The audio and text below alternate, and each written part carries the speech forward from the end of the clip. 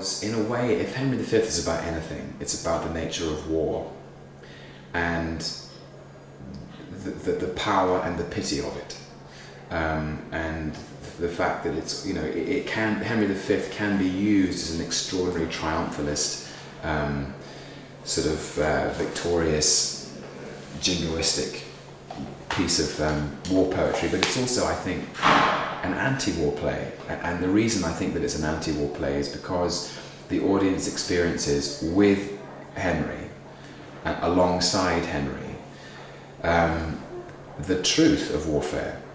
And it's all very well to celebrate and revere homecoming heroes, but Shakespeare is brave enough, and we wanted to be brave enough about displaying how those wars are won.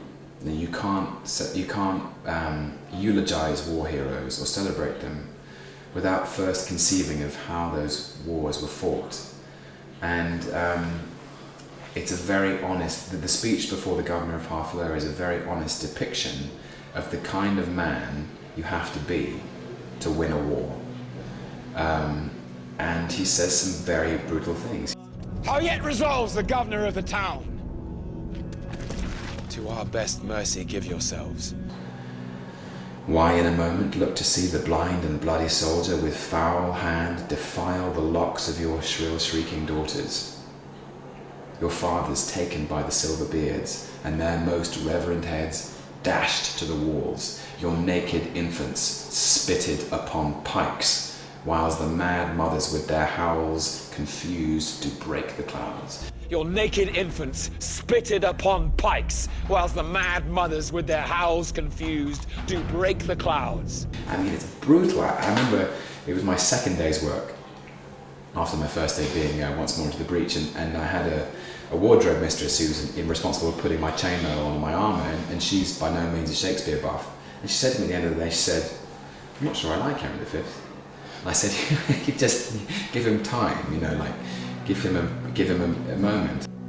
I think it's important to show, first of all, the journey of Henry V, and that, you know, by the time he gets to the end of Agincourt, Henry understands the cost of war and the responsibility of leading men to war and the loss of life. So at the beginning of the play, Henry understands intellectually what the cost of warfare is, but only at the end of the play, when he's reading the lists of the English and French dead, does he truly understand what that loss of blood means. Oh, that we now had here but 1/10,000 of those men in England that do not work today. What's he that wishes so?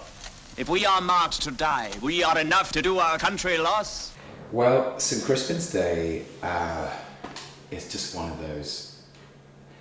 I tend to convert all nerves into excitement as an actor. I try to reconcile the butterflies and understand that butterflies are a good thing, and the day that I don't feel nervous about doing something is probably the day that I should stop. And the way I approached St. Crispian's Day was just to go for it, to learn it, and to know it so well as a speech, as a piece of music, you know. To know the speech as well as anyone on this planet knows how to sing Happy Birthday. Just so you can really, it's in your bones. You could be run over by a bus and you'd still be saying, "We few, we happy few, we band of brothers." I think that the only way to be free in performance with Shakespeare is to know it so well that the thought of the words not being there just doesn't even come into your head. Because like any classical piece of music, you can only start to play with rhythm and play with inflection and play with different musical tones if you know it. This story shall the good man teach his son, and Crispian shall ne'er go by from this day to the ending of the world, but we in it shall be remembered. So I just learnt it over and over and over again. I did it brushing my teeth, I did it under my breath on the tube, I did it marching up Parliament Hill on Hampstead Heath. By the time it came to it, I tried to trust it, to trust in the power of that poetry, to trust in the rhetoric, to get out of the way of the immaculate rhythm that Shakespeare has set down, and to get out of the way of the poetry. We few, we happy few, we band of brothers.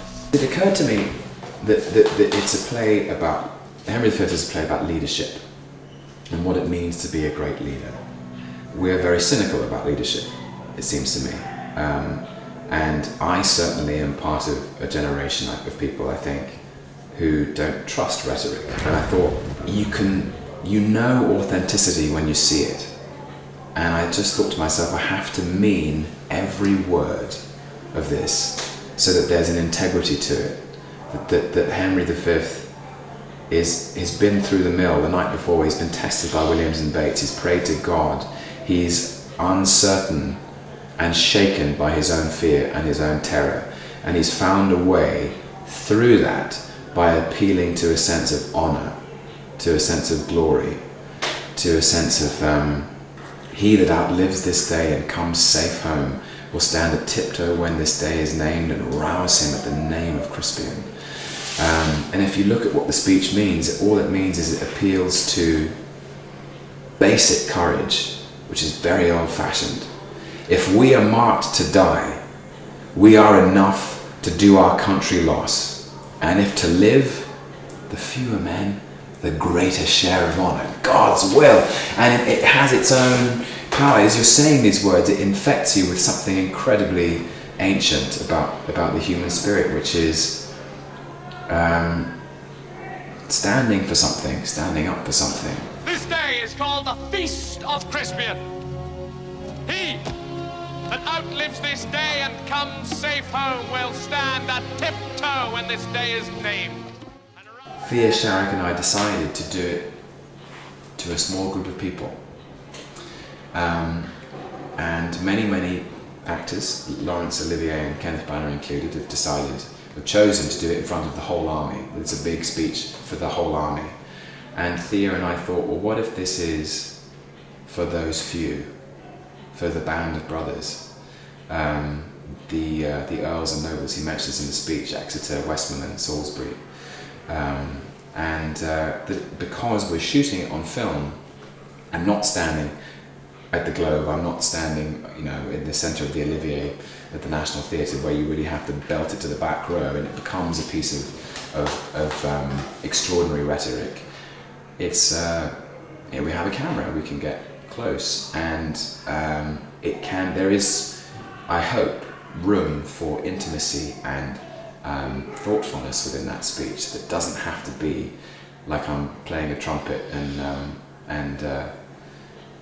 the whole of Trafalgar Square has to hear it. I'm doing it in front of my inner circle, or Henry's inner circle, these dukes and nobles who he trusts and who need his encouragement. Westmoreland says, "Oh, that we had but 1/10,000 of those men in England that do no work today." And Henry says, we don't need those men, because it's just you and me, and you and you. It's just us, and we can do this. And he says it in more words than we can do this, but that's really what the speech is about, is all those men you just thought, wouldn't it be great if we had more men in our army? You know what? We don't need those men in our army. Why? Because there is such a thing as honour and glory.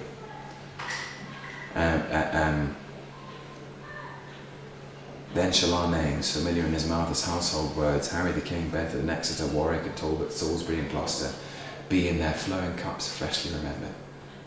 This story shall the good man teach his son, and Crispian shall ne'er go by from this day to the ending of the world, but we in it shall be remembered. We few, we happy few, we band of brothers, for he today that sheds his blood with me shall be my brother, be he ne'er so vile, this day shall gentle his condition. And gentlemen in England now abed shall think themselves accursed they were not here, and hold their manhoods cheap, whiles any speaks that fought with us upon St. Crispin's day.